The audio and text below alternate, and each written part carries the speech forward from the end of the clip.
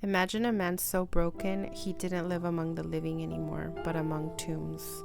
A man who tore his own skin because the pain inside of him was louder than anything he could feel on the outside. A man whose mind was no longer a mind, it was an army. Legion. Thousands of voices, thousands of unhealed memories, thousands of invisible chains bolted onto his soul. No family, no embrace, no name left. Only an existence so fractured that people were afraid to even look at him. To everyone, he was danger, a warning, public shame, a living lost cause. He was alive, but he wasn't living. More ghost than man and more wound than person. And here's the part that hurts the most.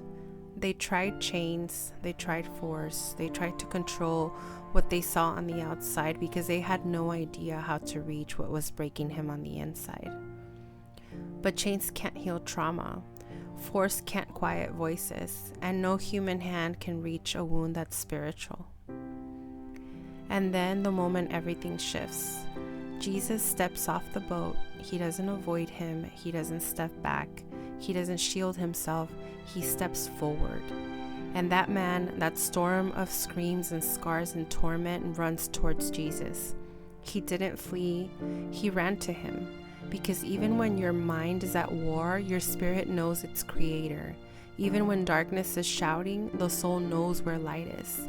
He collapsed at Jesus' feet, destroyed, confused, terrified, captive. And Jesus didn't move an inch. He spoke to the darkness inside him like someone speaking to a raging sea that already knows his voice. One command, one moment, one savior.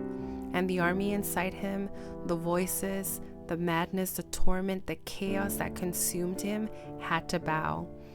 And here's a line that tears my heart open every time. And they found him sitting, clothed and in his right mind, at the feet of Jesus, Mark 5:15. Clothed because Jesus restores dignity, restores identity, restores the humanity pain tried to strip away. In his right mind because Jesus is not intimidated by mental storms. He calms them, he orders them, he silences them. At the feet of Jesus because peace isn't a place, peace is a person. Think about it. The one who couldn't be chained is now resting. The one who tore his own flesh is now still.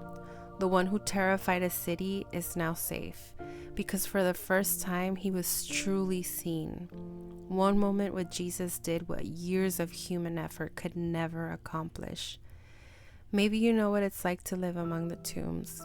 Maybe you know what it's like to fight battles no one else hears. Maybe your mind has turned into a room you're scared to be alone in. Maybe your loneliness stopped being a season and became a home. Maybe you've tried to get better on your own, but you just can't because the battle isn't on your skin, it's in your soul. Maybe people have labeled you, misread you, feared you, ignored you. Maybe you become that secret no one wants to talk about. But hear me, you are not too far gone. Your mind is not unreachable. Your soul is not beyond repair. Your story is not over. And the darkness inside you is not stronger. The one who breathed you into existence is.